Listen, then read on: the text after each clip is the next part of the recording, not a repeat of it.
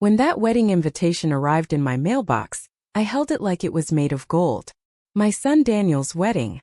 My baby boy was getting married.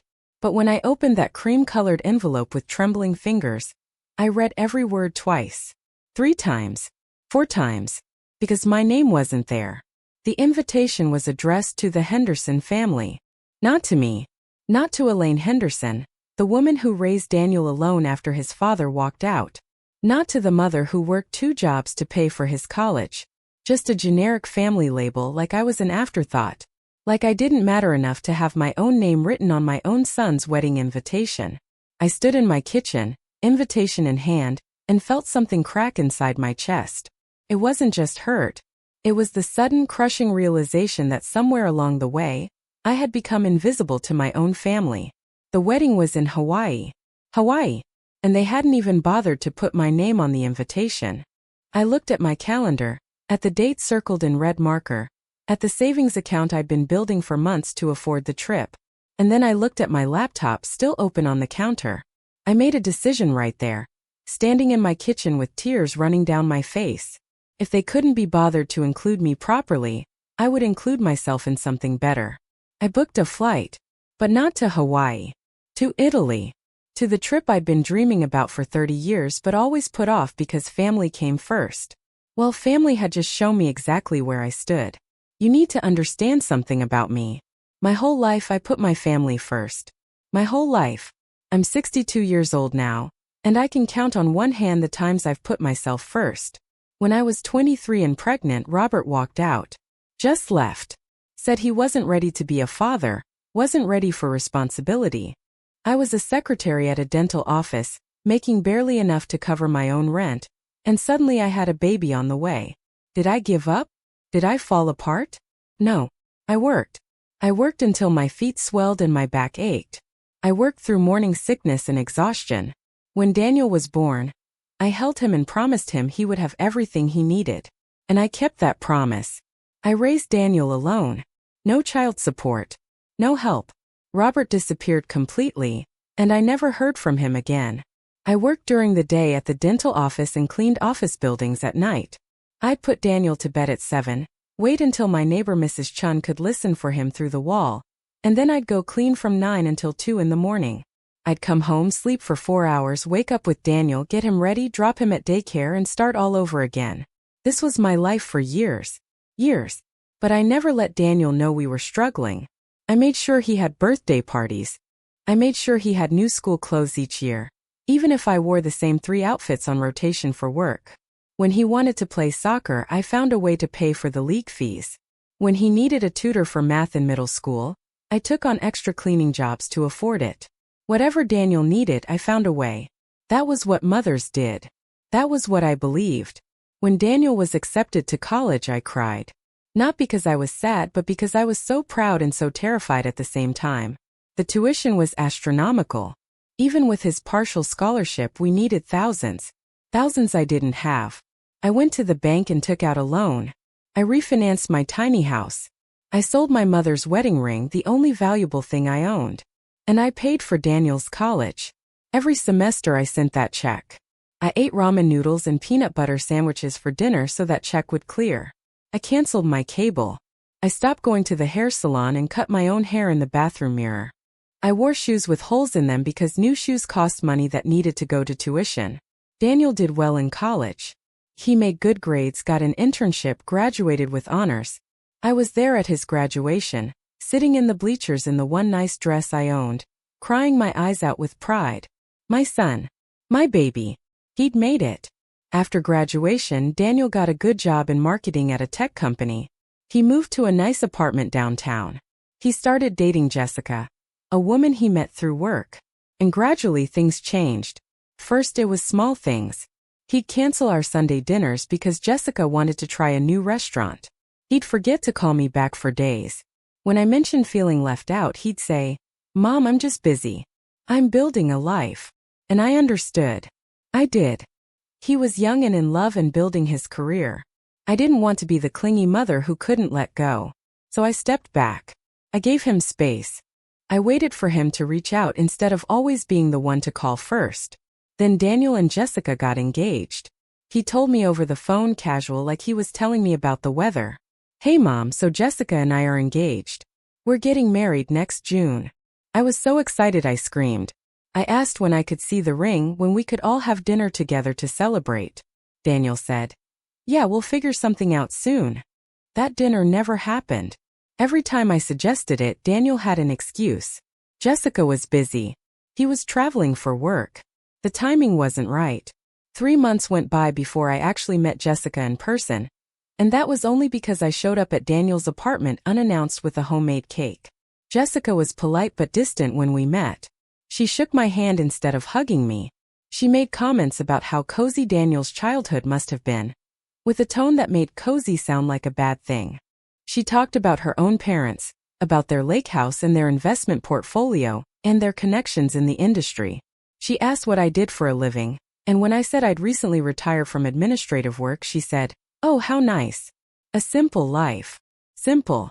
Like my 30 years of breaking my back to raise my son was just a simple little life not worth discussing. But I bit my tongue. I smiled. I told myself that Jessica was nervous, that she'd warm up eventually, that this was just the adjustment period. Daniel seemed happy, and that's what mattered. When they told me they were planning a destination wedding in Hawaii, I started saving immediately. I knew it would be expensive, the flight, the hotel, the whole trip. I put aside money from my modest retirement pension every single month. I stopped going out with my friends for our monthly lunch dates. I stopped buying new books, my one indulgence. Every penny went into my Hawaii wedding fund. The months went by. Daniel and Jessica were absorbed in wedding planning. When I asked about it, wanting to be involved, wanting to help, Jessica would say, oh, we have a wedding planner handling everything. It's all under control. When I offered to help pay for something, anything, Jessica laughed. Actually laughed. She said, that's sweet, Elaine, but our budget is already set. My parents are covering most of it anyway. My parents. Like I wasn't Daniel's parent. Like I hadn't spent his entire life making sure he had what he needed. I offered to host a bridal shower. Jessica said her friends already had something planned. I offered to go dress shopping with her. She said she'd already bought her dress with her mother and sisters. Every tradition, every mother of the groom moment I dreamed about gone. Handed to someone else or just dismissed entirely. When I tried to talk to Daniel about feeling excluded, he said, Mom, Jessica's family is really involved in this stuff. Just let them handle it. You can relax and enjoy the wedding. Relax and enjoy the wedding. Like I was a guest. Like I was just someone invited to watch, not the mother of the groom. 6 weeks before the wedding, the invitation arrived.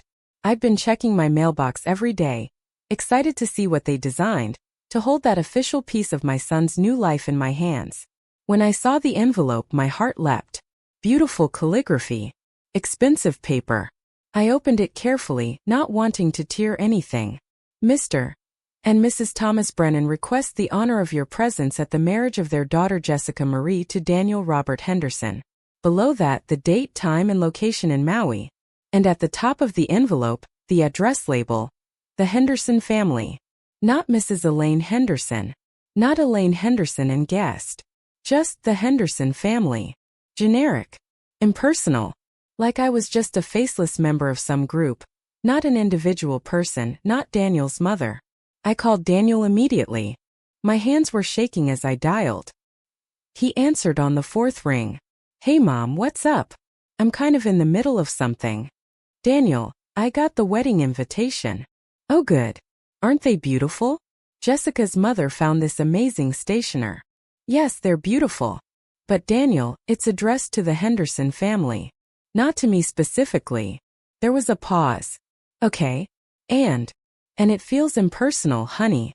Like I'm not important enough to have my own name on my own son's wedding invitation. I'm your mother. I'm not just part of some generic family group. Daniel sighed.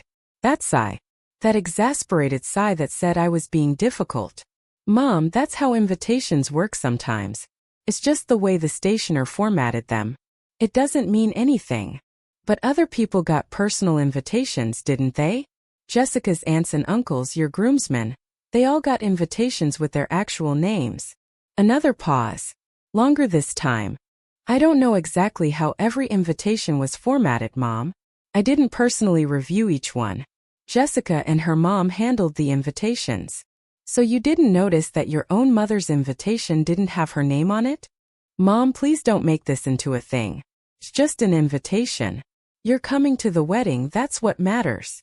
But it did matter. It mattered because it was part of a pattern. It mattered because it was one more way I'd been pushed to the margins, made to feel like an afterthought. I tried to explain this to Daniel, but he cut me off. Mom, I have to go. Jessica and I have a meeting with the florist. I'll call you later, okay? He didn't call later. I didn't hear from him for another week. I sat in my house that night, looking at that invitation, and I felt something shift inside me. For years, I'd been telling myself to be patient, to be understanding, to not be a burden. I'd been shrinking myself, making myself smaller and quieter, trying not to be the overbearing mother-in-law everyone jokes about. But what had that gotten me? A wedding invitation that didn't even have my name on it. A son who sighed with exasperation when I expressed my feelings. A future daughter-in-law who treated me like I was some quaint relic of her fiancé's past. I thought about everything I'd given up for Daniel. The sleep, the comfort, the opportunities. I'd had a scholarship offer once, when Daniel was 3, to go back to school for nursing. I turned it down because I couldn't afford childcare and classes at the same time. I'd had a chance at love again when Daniel was 8. A kind man named Paul who wanted to marry me. I'd ended that relationship because Paul wanted to move for a job opportunity. And I couldn't take Daniel away from his school and friends. Every choice, every sacrifice, every decision had been about Daniel. About making sure he had the best life possible. And now I couldn't even get my name on a wedding invitation. I opened my laptop. I pulled up my bank account and looked at my Hawaii wedding fund. I'd saved $200 over 10 months. Enough for a round-trip flight, a modest hotel for 4 nights, a rental car, and a little spending money. I'd been so proud of that savings, so excited to have scraped together enough to be there for Daniel's big day. But sitting there, looking at that generic invitation, I felt something I'd never let myself feel before. Anger. Real burning anger. And beneath the anger, something even more powerful. The realization that I deserved better. I started searching for flights. Not to Hawaii. To Italy. To Rome, Florence, Venice, the places I'd dreamed about since I was a girl reading travel magazines in the library. When I was young, before Robert, before Daniel, before everything, I'd wanted to be an art teacher. I'd wanted to see the Sistine Chapel and the Statue of David and the canals of Venice. I'd wanted to stand in those places and feel connected to something beautiful and timeless. But life had happened. Responsibility had happened. And I'd put those dreams in a box and told myself maybe someday. Well, someday was now. Because if I was going to fly across the world and spend my hard-earned savings, I was going to do it for me. I found a 10-day tour of Italy, Rome, Florence, and Venice with guided tours and a small group. The dates overlapped perfectly with Daniel's wedding. The cost was $400. I had $200 saved and I could put the rest on my credit card. My hands hovered over the keyboard. Was I really going to do this? Was I really going to miss my own son's wedding? But he'd already made it clear I wasn't really wanted there. I was just an obligation. A box to check. If I showed up in Hawaii, I'd sit at some corner table, probably with distant relatives I didn't know. Jessica's parents would walk her down the aisle together. Both of them. A picture-perfect family moment. And I'd sit there alone, the single mother who'd given everything, watching from the sidelines like I'd been doing for years now. I'd smile and pretend I was fine. I'd tell everyone how happy I was. And inside I'd feel invisible. Or I could go to Italy. I could spend 10 days seeing art and history and beauty. I could eat real Italian pasta and drink wine in a Tuscan vineyard and stand in the Colosseum. I could do something just for me for the first time in 40 years. I clicked book now. My heart was pounding. A confirmation screen appeared. I entered my information. Credit card. Email. Emergency contact. And then it was done. I had a ticket to Italy, departing the same day as Daniel's wedding. I didn't tell anyone at first. I needed time to process what I'd done, to let it settle. Part of me felt guilty. Part of me felt terrified. But underneath all of that there was something else. A tiny spark of excitement, of freedom, of possibility. I'd made a choice for myself. Finally. A week went by. Then 2. Daniel didn't call. I didn't reach out either. I was waiting maybe for him to notice the silence, to check in, to ask how I was doing. But nothing. 3 weeks before the wedding, Jessica's mother called me. Not Daniel. Not Jessica. Jessica's mother, Patricia. Elaine, hello. It's Patricia Brennan. I'm just calling to confirm some final details for the wedding. Okay, I said cautiously. We have you seated at table 12, with some of Daniel's extended family from his father's side. I know you're not close with them, but we thought it would be nice for the Henderson family to be together. Daniel's father's side. Robert's relatives. People I hadn't seen in decades, who'd never helped with Daniel, who'd never even sent a birthday card. Those were the people I was being seated with. I see, I said. And just to confirm, you are coming alone, correct? No +1. That's correct. Wonderful. And you received all the information about the hotel block? I know it's quite expensive, but it's such a beautiful resort. Worth every penny. The hotel block. $400 a night. I'd looked into it and nearly fainted. There were cheaper options nearby, and I'd booked one of those instead, but Patricia didn't need to know that. Yes, I have my accommodations arranged. Perfect. We're so excited to have you there. It's going to be such a special day. She said it like she was doing me a favor.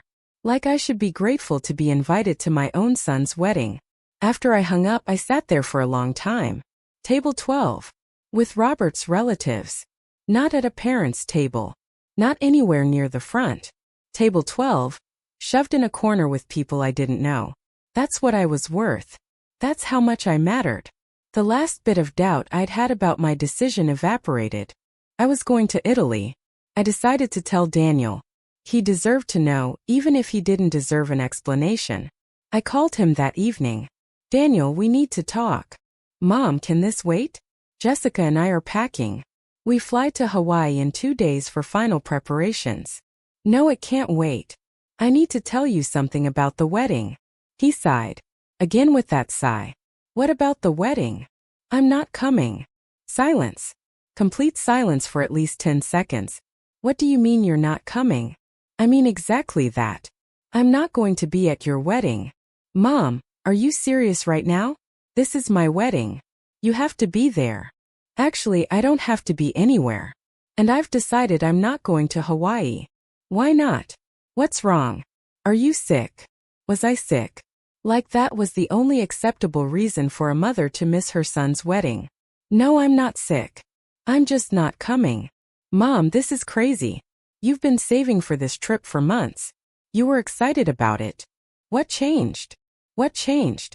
What changed was everything and nothing. Everything had changed slowly over the years, and nothing had changed because I'd always accepted it. Daniel, do you know what table Patricia has me seated at for your wedding reception? I don't know, Mom. I didn't do the seating chart. Why does that matter? Table 12. With your father's relatives. People I haven't seen in 30 years. People who've never been part of your life or mine. Okay, so we can change that. I'll talk to Jessica's mom about moving you. It's not about the table, Daniel. Well, it is, but it's about more than that. It's about the fact that my invitation didn't have my name on it. It's about the fact that I've been excluded from every part of this wedding planning. It's about the fact that you don't call me anymore unless I call first. It's about the fact that I can feel myself disappearing from your life, and when I try to talk to you about it, you act like I'm being dramatic. Mom, you're not disappearing. You're being sensitive. Jessica and I are busy. We're planning a wedding and managing our careers. We can't drop everything to hold your hand through every little thing. Every little thing. My feelings were every little thing. I raised you alone, Daniel. I worked myself to the bone to give you everything you needed. I paid for your college. I sacrificed everything for you. And now I'm just this inconvenience you have to manage. Oh my God, here we go. The martyr routine. Yes, Mom, you worked hard. I know. You've told me 1,000 times. But I didn't ask you to sacrifice everything. That was your choice. You don't get to hold it over my head for the rest of my life. His words hit me like a physical blow. I didn't ask you to sacrifice everything. That was your choice. Like raising him was just some hobby I'd chosen, not the fundamental responsibility that came with being a parent. Like everything I'd done was some kind of emotional manipulation rather than love. You're right, I said quietly. It was my choice. And now I'm making another choice. I'm choosing not to come to your wedding. I'm choosing to spend that time and money on myself instead. You're being selfish, Mom. This is my wedding. This is one day. One day where I need you to be there and be supportive. I've been there and supportive for 30 years, Daniel. And I don't think you've even noticed. So I'm going to take this one trip for myself. I'm going to Italy. Italy? You're going to Italy during my wedding? Are you kidding me right now? I'm not kidding. I've booked the trip. I leave the same day as your wedding. Cancel it. Cancel the trip and come to Hawaii like you're supposed to. Like I was supposed to. Like I was a child being given orders. No, I'm not canceling. I'm going to Italy, and I'm going to have a wonderful time. I hope your wedding is beautiful, Daniel. I really do. But I won't be there. If you do this, Mom, if you actually skip my wedding, I don't know if I can forgive you. This is beyond hurtful. This is cruel. Cruel. I was cruel for not wanting to sit at table 12 with strangers while my son married into a family that looked down on me. I was cruel for finally putting myself first. Then I guess you don't have to forgive me. Enjoy your wedding, Daniel. I hung up before he could respond. I sat on my couch, shaking. My phone rang immediately, Daniel calling back. I didn't answer. He called 4 more times. Then the texts started. Long, angry texts about how I was ruining his wedding, how I was being selfish and manipulative, how he couldn't believe I would do this to him. I turned my phone off and sat in silence. Was I doing the right thing? I didn't know. But I knew I couldn't sit in that Hawaii resort, invisible and dismissed, watching my son start his new life with people who didn't value me. I couldn't smile through that. I couldn't pretend it was okay. For once in my life, I needed to choose myself. Even if it cost me everything. The next morning my phone was full of messages. Not just from Daniel but from Jessica, from Patricia, even from some of Daniel's friends. Everyone telling me I was wrong, I was being ridiculous, I was hurting Daniel. Jessica's message was particularly cold. I always knew you were jealous of our happiness. This just proves it. You can't stand that Daniel has a real family now. A real family. Like what Daniel and I had wasn't real. Like 30 years of us against the world didn't count because we didn't fit her picture of what family should look like. There was one message from Daniel, sent at 3 in the morning. Mom, please. I don't understand why you're doing this. Can we please talk? That message almost broke me. Almost. But then I remembered the sigh in his voice. The exasperation. The way he'd dismissed every concern I'd raised. The way he'd let Jessica and her family treat me like I didn't matter. And I knew that if I went to Hawaii, nothing would change. I'd still be invisible. I'd still be the obligation they had to tolerate. I texted back. Daniel, I love you more than anything. But I can't come to your wedding. I need you to understand that this isn't about punishing you. This is about me recognizing that I've spent my entire life putting myself last, and I can't do it anymore. I hope someday you'll understand. I hope someday you'll have children of your own, and you'll know what it feels like to give everything and then watch them pull away. I'm going to Italy. I'm going to do something for myself. And I'm going to love you from across the world while you start your new life. But I can't be there. I just can't. I didn't wait for his response. I started packing for Italy. I pulled out my old suitcase, dusty from years in the closet. I went shopping and bought new clothes, pretty sundresses and comfortable walking shoes and a nice jacket for evening dinners. I bought a new camera. I bought travel books about Rome and Florence and Venice. And with every purchase, every preparation, I felt lighter. Like I was shedding years of weight I hadn't even realized I was carrying. My friend Margaret called. She was one of the few people I'd told about the situation. Elaine, are you sure about this? Missing Daniel's wedding is a big deal. What if he never forgives you? Then he never forgives me, I said. Margaret, I've spent 40 years living for other people. For Daniel, for my job, for everyone except myself. When was the last time I did something just because I wanted to? When was the last time anyone in my life asked what I wanted or what I needed? But he's your son. And I'm a person. I'm not just Daniel's mother. I'm Elaine. I'm a woman who had dreams once, who wanted to see the world, who gave up everything for a child who now acts like those sacrifices were just my choice and don't deserve recognition. I'm tired, Margaret. I'm so tired of being invisible. Margaret was quiet for a moment. Then she said, "You know what? Good for you. Go to Italy. Eat all the pasta. Drink all the wine. See all the art. And if Daniel can't understand why you needed to do this, that's his problem, not yours." Her words were the validation I needed. The day before my flight, I posted on Facebook. Just a simple post. "Tomorrow I'm leaving for a 10-day tour of Italy, Rome, Florence, and Venice. I've dreamed of this trip since I was a girl, and I'm finally making it happen. Sometimes you have to choose yourself. Hashtag Italybound, hashtag never too late, hashtag living for me." I attached a photo of my itinerary. The responses came flooding in.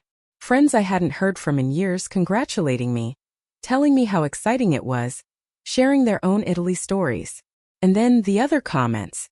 People who knew about Daniel's wedding. "Wait, isn't Daniel's wedding this week? Aren't you supposed to be in Hawaii? Is everything okay?" I didn't respond to those. But Daniel saw it. He called immediately. I almost didn't answer, but I figured I owed him one last conversation. "Mom, what the hell? You're posting about Italy on Facebook? Do you know how this looks? Do you know how embarrassed I am? How you're embarrassed?" "Daniel, I'm not doing this to embarrass you. I'm doing this for me. By publicly announcing that you're skipping my wedding, everyone's going to know. Everyone's going to ask me where you are. What am I supposed to tell them? Tell them the truth. Tell them I'm in Italy. And when they ask why, when they ask what kind of mother skips her son's wedding, tell them it's the kind of mother who finally learned to value herself." The line went silent. Then Daniel said very quietly, "I don't know who you are anymore." "That's because you never really knew me, Daniel. You only knew me as your mother, as the person who existed to serve you. You never knew Elaine, the person who had her own dreams and needs. Maybe it's time you met her." He hung up. I cried. I cried for hours. But the next morning I got on that plane to Italy. The flight was long. 13 hours from New York to Rome with a layover in London. I'd never flown internationally before. I'd barely flown at all. As we took off, I watched America disappear beneath me, and I felt something I hadn't felt in decades: freedom. Pure, terrifying, exhilarating freedom. I wasn't responsible for anyone. I wasn't waiting for anyone's call or approval.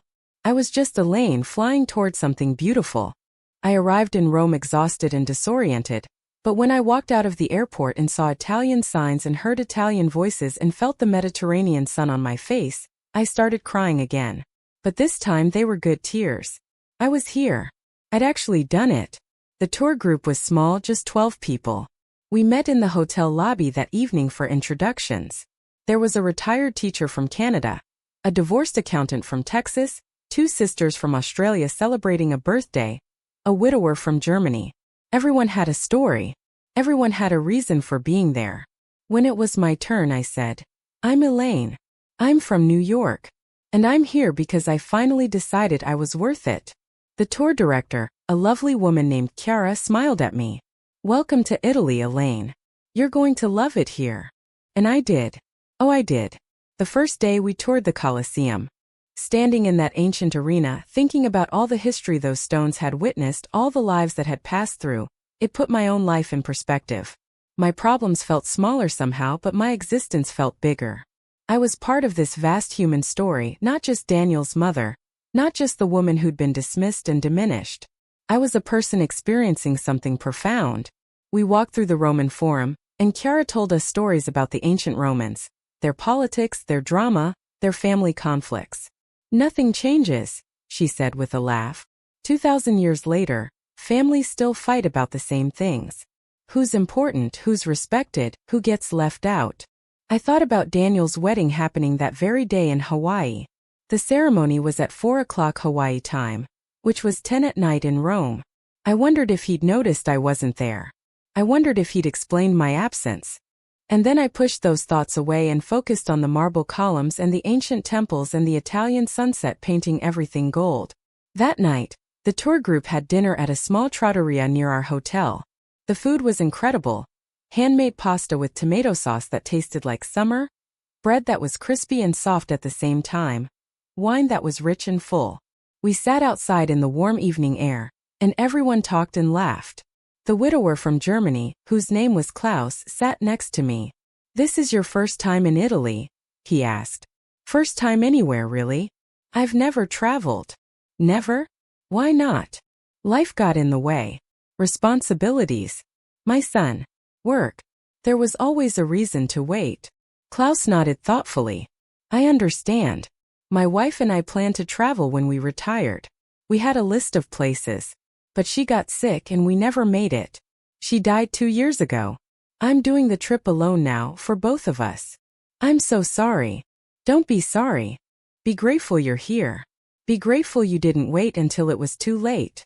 He raised his wine glass. "To being here. To choosing yourself." We toasted. And as I sipped that Italian wine under the Roman stars, I felt something I hadn't felt in years. Peace. Actual peace. Over the next days we saw everything. The Vatican, where the Sistine Chapel made me weep with its beauty. The Trevi Fountain, where I threw in a coin and wished for happiness. The Pantheon with its impossible dome and shaft of light from above. Every day was full of beauty and history and moments that took my breath away. My phone was off most of the time. I'd turn it on briefly each evening to check for emergencies, and there would be messages from Daniel, getting progressively angrier. But there were also messages from Margaret and a few other friends, asking about my trip, wanting to see photos. Those were the messages I answered. From Rome we traveled to Florence. If Rome was about power and history, Florence was about art and beauty. We spent an entire morning in the Uffizi Gallery, looking at paintings by Botticelli and Leonardo and Caravaggio. I stood in front of the Birth of Venus and thought about new beginnings, about emerging from the water fully formed. That's how I felt, like I was being born into a new version of myself. The statue of David left me speechless. I'd seen pictures my entire life, but standing in front of the actual sculpture, seeing the details Michelangelo carved into marble 500 years ago, the veins in David's hands, the concentration in his face, the power in his body, I understood for the first time what art could do. Could make you feel less alone. It could show you that human beings were capable of creating beauty that lasted centuries. I stayed there for an hour just looking, just being present with this thing that was so much bigger than my small problems. In Florence, I started talking more with the other tour members. The sisters from Australia, Emma and Claire, were hilarious and warm. They adopted me as their honorary older sister, and insisted I join them for gelato every afternoon. The accountant from Texas, whose name was Marcia, had divorced her husband after 30 years because he cheated. "Best decision I ever made," she said. "I wasted 3 decades on a man who didn't value me. I'm not wasting another minute." I told them about Daniel, about the wedding, about my decision to come to Italy instead. Emma said, "Good on you. Family doesn't get to treat you like rubbish just because they're family." Claire added, "My mom always said you teach people how to treat you. You taught your son that you matter. Even if he doesn't see it now, someday he will." I wanted to believe that. I wanted to believe that Daniel would eventually understand, that this would somehow bring us closer rather than tear us apart permanently. But I wasn't sure. And for the first time I was okay with not being sure. I couldn't control Daniel's reactions or feelings. I could only control my own choices. From Florence we went to Venice. Arriving by train and then taking a water taxi through the canals to our hotel felt like entering a dream. Venice shouldn't exist. A city built on water, with streets made of canals and buildings that seemed to float. It was impossible and magical. Our hotel was in a quiet neighborhood away from the tourist crowds. I had a small room with a window overlooking a narrow canal. I'd sit by that window in the evenings and watch gondolas glide past and listen to the water lap against the walls and feel completely at peace. In Venice, we toured St. Mark's Basilica, with its gold mosaics and marble floors. We visited the Doge's Palace and walked across the Bridge of Sighs. We took a gondola ride through the smaller canals, our gondolier singing in Italian as we drifted past ancient buildings. Chiara told us about the Venetian merchants who'd once ruled the Mediterranean trade routes, about the art and wealth and power of the Republic of Venice. They were survivors, she said. When the world changed and their trade routes failed, they adapted. They became a destination instead of a pathway. That's how you survive, you adapt. I thought about that. About adapting. About how I'd adapted my entire life to accommodate other people's needs. But I'd never adapted in a way that served me. Maybe that's what I was doing now. Learning a new way to survive, one that didn't require me to disappear. On my last night in Venice, the tour group had a farewell dinner at a restaurant on a canal. We'd all grown close over the 10 days, sharing stories and experiences, becoming a sort of temporary family. Klaus stood up to make a toast. To new friends, he said. To new experiences. To choosing life even when life is hard. To everyone at this table who decided they were worth the trip. We all raised our glasses. I looked around at these people, strangers 2 weeks ago, friends now, and felt grateful. Grateful for their company, for their stories, for the way they'd welcomed me without judgment. Emma and Claire hugged me. Marcia gave me her email and made me promise to stay in touch. Klaus kissed my hand in that old-fashioned European way and said, "You did good, Elaine. You chose yourself. That takes courage." That night, alone in my hotel room, I turned on my phone for the last time. There were dozens of messages. Most were from Daniel, progressing from anger to confusion to what might have been hurt. The most recent one, sent just that morning, said, "I don't understand what I did that was so terrible. I don't understand why you hate me so much that you'd miss my wedding. But I guess this is who you are now. Jessica says I should just accept that you're not who I thought you were. Maybe she's right." Jessica says. Of course Jessica says. Jessica, who'd never struggled, who'd never sacrificed, who'd never had to choose between her own needs and someone else's. Jessica, who looked at my life and saw simplicity instead of survival. I felt anger flash through me, hot and sharp. But then I breathed and let it go. This wasn't about Jessica. This was about Daniel and me, about a relationship that had become unbalanced, about a dynamic that needed to change even if changing it hurt. I typed a response. "Daniel, I don't hate you. I love you more than you can possibly understand. But I can't love you at the expense of myself anymore. I can't keep shrinking so you can grow. I can't keep being invisible so you can shine. I'm sorry I hurt you by missing your wedding. I truly am. But I'm not sorry I came to Italy. I'm not sorry I finally chose myself. Maybe someday you'll have children, and you'll understand what it feels like to give everything and then be treated like you're nothing. Or maybe you won't. Either way, I hope you're happy. I hope your marriage is beautiful. I hope Jessica becomes everything you need. But I can't be what you want me to be anymore. The mother who exists only to serve you and asks nothing in return. I'm a person, Daniel, and I deserve to be treated like one.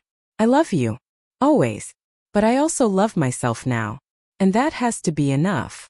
I sent it before I could second-guess myself.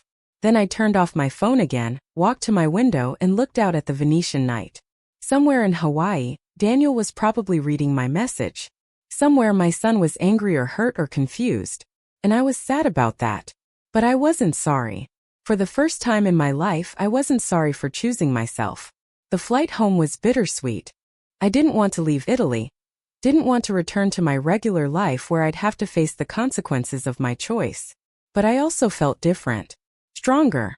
More solid in myself. The woman who'd left for Italy was not the same woman returning. That woman had been disappearing, fading, losing herself. This woman was visible. This woman mattered. When I got home, my house felt different.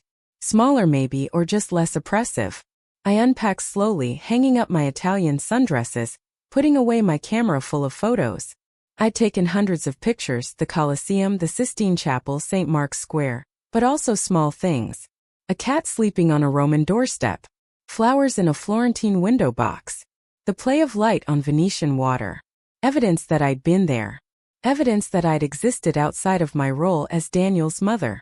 I turned on my phone. More messages, but fewer now. Daniel had stopped writing. There was one message from Jessica. Daniel's father came to the wedding. He walked Daniel down the aisle since you couldn't be bothered to show up. Robert was there for his son when you weren't. Just thought you should know what you missed. The cruelty of that message took my breath away. Robert. Robert who'd abandoned Daniel before he was born. Robert who'd never paid a penny of child support.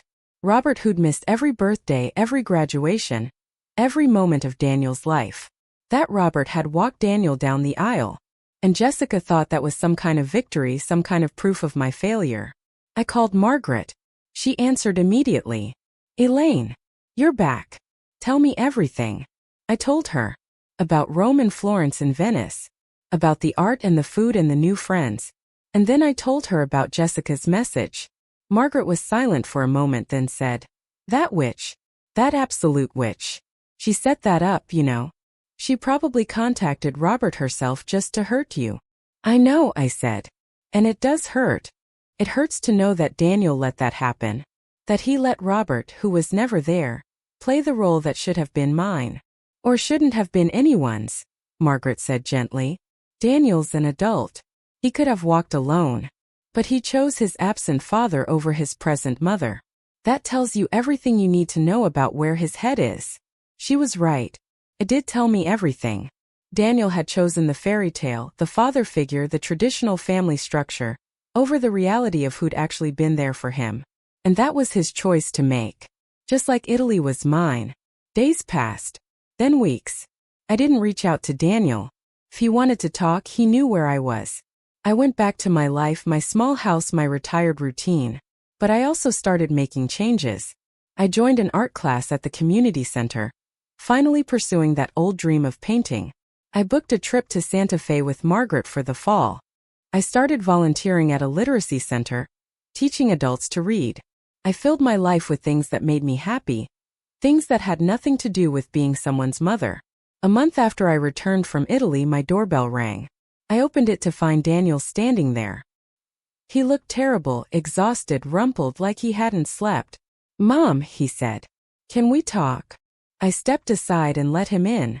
We sat in my living room, the same room where he'd grown up, where he'd done homework and watched TV and become the person he was. There was a long silence. Finally, Daniel said, "I've been angry at you for weeks. Furious. I couldn't believe you missed my wedding. I couldn't believe you chose Italy over me."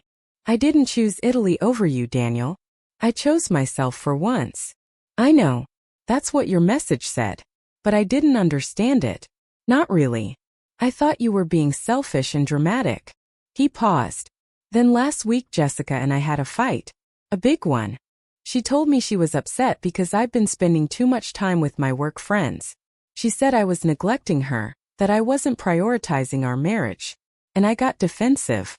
I told her she was being oversensitive, that she needed to understand I had other responsibilities besides her. And she started crying. She said she felt invisible, like she didn't matter to me." He looked at me and his eyes were wet. "And that's when I got it. That's when I understood what you'd been trying to tell me. I'd been making you feel invisible. I'd been treating you like you didn't matter. Like your feelings were just overreactions. I'd been doing to you what I was doing to Jessica." Tears were running down his face now. "Robert walked me down the aisle, Mom. Jessica's idea. She said since you weren't there, it would be nice to have my father present. And I went along with it because I was angry at you. But the whole time walking down that aisle with a man I don't even know, I kept thinking about you. About all the times you were there. About all the times you showed up when he didn't. And I realized I'd made a terrible mistake." I was crying too. "Daniel, I'm not sorry I went to Italy. I needed that trip. I needed to remember that I'm a person outside of being your mother." "I know. And you were right to go. I was treating you terribly, Mom. I was letting Jessica treat you terribly. I was so caught up in building this new life that I forgot about the person who made my life possible in the first place."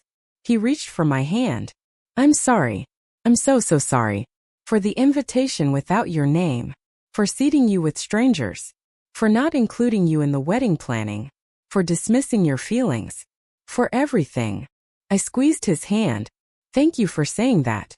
You have no idea how much I needed to hear it. Can you forgive me?" "Of course I forgive you. You're my son. I love you. But Daniel, things have to change. I can't go back to being invisible. I can't go back to putting myself last all the time. I don't want you to. I want us to have a real relationship. Not just me calling when I need something, but actually being present in each other's lives." He paused. "I saw your Facebook pictures. From Italy. You looked happy, Mom. Really happy. I don't know if I've ever seen you look that happy." I was happy. I still am. I discovered something in Italy. I discovered that I'm worth taking care of, that my dreams matter, that my happiness is important. It is important. You're important. And I'm sorry it took me so long to see that. We talked for hours that afternoon. About Italy, about the wedding, about the future. About how we could build a healthier relationship, one where my needs mattered as much as his. It wasn't a perfect conversation. There were still hurt feelings, still resentments. But it was honest. It was real. And it was a start. Before Daniel left, he said, "I told Jessica we need to apologize to you. She wasn't happy about it. But I told her if she couldn't respect my mother, we were going to have serious problems." How did she take that? Not well. But that's something we need to work on. I let her set the tone for how you were treated, and that was wrong. You're my mother. You're not going anywhere. She needs to understand that. I hugged him. My son. My baby. Still learning, still growing, still capable of change. I love you, Daniel. I love you too, Mom. And I'm really glad you went to Italy. After he left, I sat in my living room for a long time processing everything. It wasn't a perfect resolution. Jessica was still an issue. Daniel still had a lot of growing to do. But it was something. It was acknowledgement. It was respect. It was a beginning. The next day, I was looking through my Italy photos on my computer, and I realized something. In every photo where I appeared, taken by tour members or strangers who'd offered to snap a picture, I was smiling. Not the polite, tight smile I'd worn for years, but a real smile. A happy smile. The smile of someone who was exactly where she wanted to be. I printed one of those photos, me standing in front of the Trevi fountain with the Roman sun on my face, and I put it on my refrigerator. A reminder. Promise to myself. 2 weeks later, I got a call from an unknown number. "Mrs. Henderson? This is Patricia Brennan, Jessica's mother." My stomach tightened. "Hello, Patricia." I wanted to call and, well, to apologize. Jessica told me about Daniel's conversation with her. About how he felt we'd been disrespectful to you regarding the wedding. And after some reflection, I realized he was right. We were planning Jessica's dream wedding, and we didn't consider your feelings or your role. That was wrong of us. I was so surprised I almost couldn't speak. Thank you for saying that, Patricia. That means a lot. Daniel showed me pictures from your Italy trip. It looked wonderful. You looked wonderful. And I thought about how I'd feel if my daughter treated me the way we treated you. I'd be devastated. I'm sorry, Elaine. I hope we can start fresh. We talked for a while longer, and while I wasn't sure Patricia and I would ever be close, it was something. It was acknowledgement that I mattered, that I deserved respect. After we hung up, I felt lighter.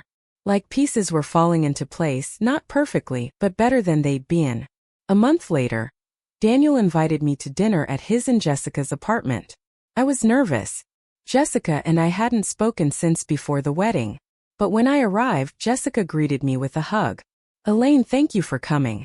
I know things have been difficult between us." We sat down to dinner, pasta ironically, which made me smile. During the meal, Jessica said, "I owe you an apology. I've been unwelcoming. I've been protective of Daniel in a way that excluded you, and that wasn't fair. Daniel helped me understand how much you sacrificed for him, and I realize now that I was threatened by that. I wanted to be the most important person in his life, and I saw you as competition instead of as his mother who loves him. I don't want to compete with you, Jessica. I just want to be part of Daniel's life. Part of both your lives. I'd like that too. And I'd like to hear about Italy. Daniel said you went to Venice. That's where my parents went on their honeymoon. They said it was the most beautiful place they'd ever seen. We talked about Italy, about Venice and Florence and Rome. Jessica seemed genuinely interested, asking questions, listening to my stories. It wasn't perfect. There was still awkwardness, still tension. But it was better. It was a start. As I drove home that night, I thought about everything that had happened. About the wedding invitation without my name. About booking a flight to Italy instead of Hawaii. About the risk I'd taken, the stand I'd made. And I realized that even if Daniel hadn't come around, even if Jessica hadn't apologized, even if I'd lost my son over this, I still would have done it. Because I'd learned something crucial in Italy. I'd learned that I mattered. That my happiness was important. That I deserved to be visible. For 62 years I'd been taught that being a good woman, a good mother, meant sacrifice and selflessness. Meant putting everyone else first. Meant shrinking yourself so others could grow. And I'd done it. I'd sacrificed everything, given everything, been everything to everyone except myself. But that had to stop. And it did stop, on a Roman afternoon when I chose to book a flight to my dreams instead of another disappointment. 3 months after Daniel's visit, I received an unexpected package in the mail. Inside was a beautiful photo album, leather-bound with gold lettering that said Elaine's Italian Adventure. Daniel had somehow gotten copies of all my photos from the trip and arranged them chronologically. Rome, Florence, Venice. All the art and architecture and moments of joy I'd captured.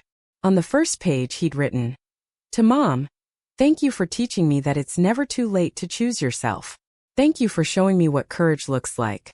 I love you, Daniel." Cried over that album. Happy tears this time. My son had not only forgiven me, he'd celebrated my choice. He'd honored my journey. And in doing so, he'd grown into a better man. A man who understood that love doesn't mean sacrifice without recognition, that relationships require mutual respect and consideration. The changes didn't happen overnight, of course. Jessica and I had to work at our relationship. There were still moments of tension, still times when old patterns tried to reassert themselves. But the foundation had shifted. I was no longer the invisible woman in the corner. I was Elaine, Daniel's mother, yes, but also an independent person with my own interests, opinions, and worth. 6 months after Italy, Daniel called me with news. "Mom, Jessica's pregnant. We're having a baby." My heart leaped. A grandchild. After everything we'd been through, Daniel was giving me the gift of being a grandmother. "That's wonderful news, sweetheart. How is Jessica feeling?" "She's excited. A little nervous. Actually, she wanted to ask you something. She wondered if you'd like to go baby shopping with her sometime. She said she'd like to have your advice on things, since you raised such a good kid." I laughed through my tears. "I'd love that. Tell Jessica I'd be honored." As I hung up the phone, I realized something profound. By choosing myself, by refusing to remain invisible, I hadn't lost my family. I taught them how to value me. I'd shown them that love isn't about disappearing for someone else's convenience. Love is about seeing each other fully, respecting each other's worth, and making space for everyone to exist as whole, complete people. That evening, I sat by my window with a cup of tea and looked through the photo album Daniel had made. There I was in front of the Colosseum, grinning like a teenager. There I was in the Uffizi, eyes wide with wonder. There I was in a Venetian gondola, arms spread wide, embracing the moment. In every photo I looked like myself. Not Daniel's mother. Not a supporting character in someone else's story, but Elaine. Just Elaine. And that was enough. A year later, when little Emma was born, named after one of the Australian sisters I'd befriended in Italy at my suggestion, I was there in the hospital room. I held my granddaughter and looked into her perfect little face, and I made her a silent promise. I promised that she would grow up knowing her grandmother as a whole person. She would see me paint watercolors and travel to new places and live fully. She would learn that women don't have to diminish themselves for love. She would understand that choosing yourself isn't selfish. It's necessary. Jessica, exhausted but radiant, looked at me holding the baby. "Elaine, thank you for being here. Thank you for everything. I know I made things difficult at first, but I'm grateful we worked through it. Emma is lucky to have you as a grandmother. She's lucky to have you as parents," I replied. "And I'm lucky to have all of you in my life." 2 years have passed since I made that choice to go to Italy instead of Hawaii. 2 years since I booked a flight to my own happiness instead of sitting at table 12 with strangers. My relationship with Daniel is stronger now, built on mutual respect instead of one-sided sacrifice. Jessica and I have become genuine friends, bonding over our love for Daniel and Emma, but also discovering we have more in common than we initially thought. Last month, Daniel surprised me with a trip. Not a family obligation this time, but a genuine gift. He booked us 3 days in New York City, art museums, Broadway shows, good restaurants. Just the two of us, mother and son, making new memories. As we stood in the Metropolitan Museum of Art looking at Monet's water lilies, Daniel said, "Mom, do you ever regret missing my wedding?" I considered the question seriously.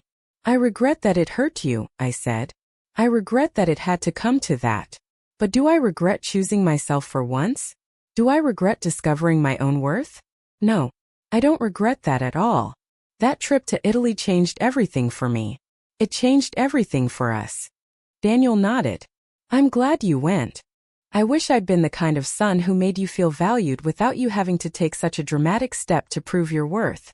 But I'm grateful you did it, because it taught me things I needed to learn. What things? That you're not just my mother. You're a person. You have dreams and needs and feelings that matter. And that if I want you in my life, which I do desperately, I need to make space for all of you, not just the parts that serve me. We stood there in comfortable silence, looking at Monet's masterpiece, two adults who'd found their way back to each other through honesty and growth, and the radical act of one woman choosing herself. That evening, as I sat in my hotel room overlooking Central Park, I wrote in the journal I'd started keeping since Italy. Today Daniel told me he was proud of me. Not proud of what I'd done for him, but proud of who I was. Proud of my courage in choosing Italy. Proud of the way I'd built a life that made me happy. For 64 years I waited for those words. It was worth the wait. I've learned that sometimes love requires distance.